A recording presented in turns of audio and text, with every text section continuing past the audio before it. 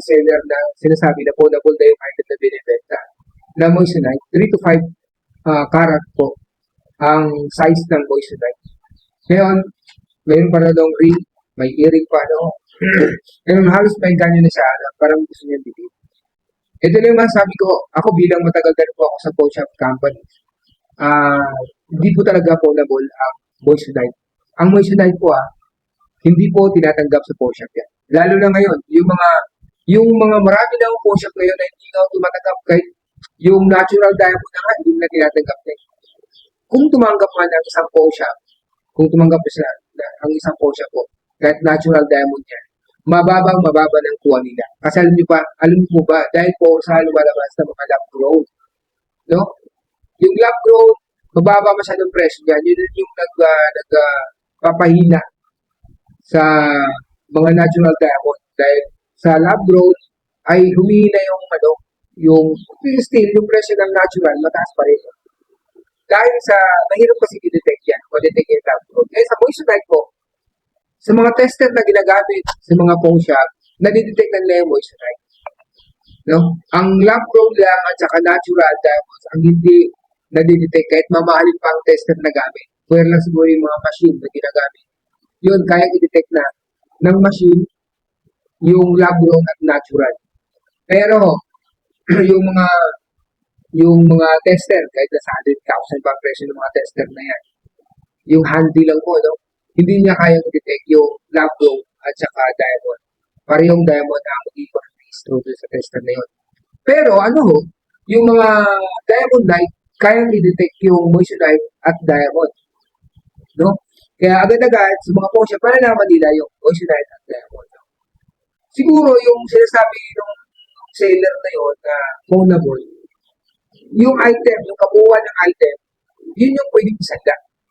No? Pero yung bilang pagka-moissanite doon, hindi tumatanggap ang mga pawn shop sa moissanite po. Kaya advice ko, huwag nyo na ulit dahil yung sinasabi ng mga online selling po, sa online selling po na binibenta na nila na pawnable daw yung diamonds, tapos yung moissanite pawnable daw po, hindi wala, may makita kayong pawn shop na pwedeng tumanggap yan ng moissanite. Pero sobrang baba po. Pag binibenta ng mga online seller na yan, napakataas ang presyo. At ito pa akong idagdag ko, no? Yung sinabi ng 3 to 5 karat po, no? Yung mag-ingat na po kayo sa sinasabi ng 3 to 5 karat. Halimbawa lang, hindi ba, regardless sa kung ano man siya, natural man siya, lab grown man, o moissanite, no? Kung sinabi ho na 3 to 5 karat, no, ang ginagamit kasi ng mga strategy ng mga nagbebenta niyan, mga marketing strategy nila, best, no? Yung sinabi niya 3 carats, 5 carats, hindi po. Ginagawa ko nila yung total. Yung total ng item, yung kung ilang piraso siya, no? Bago, ang size niya ay tag 10, no? 0.10, no? 0.10 ang bawat isa, no? Halimbawa ay 30 pieces yung item. Ang total size kasi niya ay 3 carats, no? Yun ang sinasabi ng mga nagbebenta. Itong item ay 3 carats. Kasi ang total, ang sinasabi nila na 3 carats, no? Total po, size. Total size. Magkaiba po ang total size dahil kinukuha yung size na yan dun sa kung ilang piraso siya. So, kinukuha yung total, no? Kaysa buo na 3 carats, so, magkaiba po ang presyo niyan, no? Buo at saka hindi buo yung total size, magkaiba presyo niya. Masyadong mataas ang presyo ng buo kumpara doon sa pirang-piraso lang siya. Yes, no? Kaya mag-ingat po din po kayo sa mga online selling na yan, dahil gumagamit sila ng strategiya para lang pa-inganyo kayo. Pero sinabi niya na pawnable, hindi po pawnable yan, best, no? Kung tatanggapin man niya ng pawn shop, yung item, dahil sa gold, tatanggapin yung item mo. Pwede isang na yan. Pawnable yan.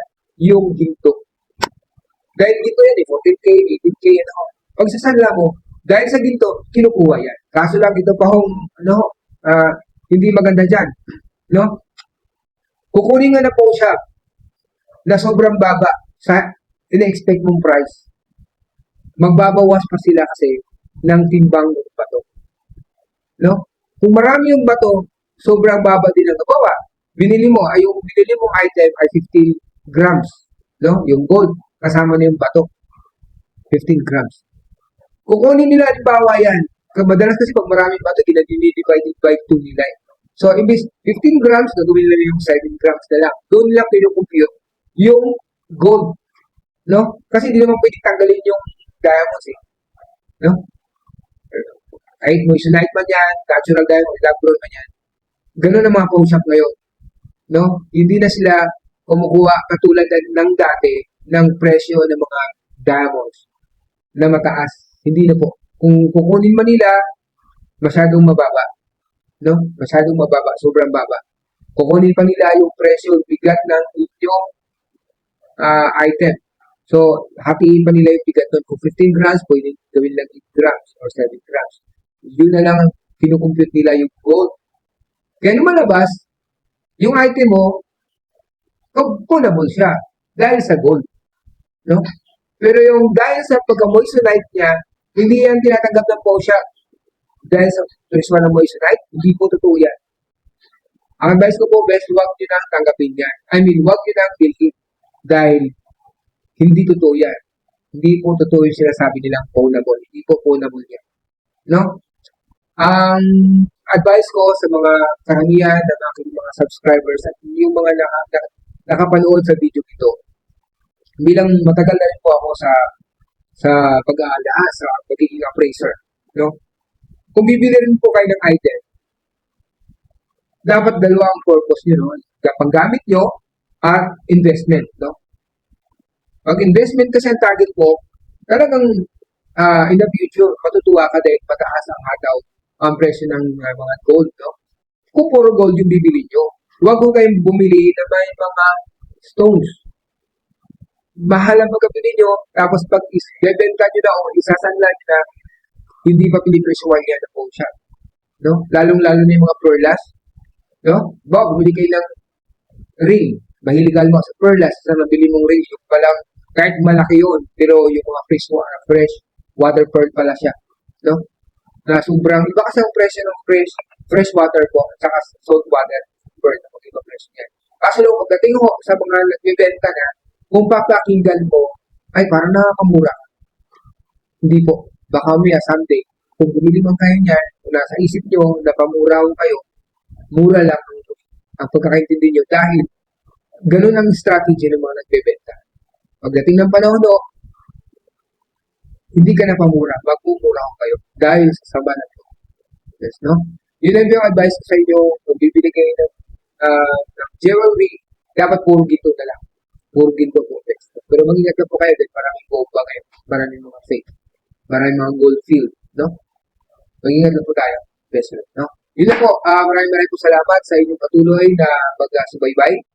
At sa mga gustong magtanong, please magtanong lang po kayo at sasagutin po natin dito ang inyong mga katanungan. Maraming salamat. Shout out po sa lahat ng aking mga subscribers at sa nagtanong si Ma'am Karen. Bye-bye po.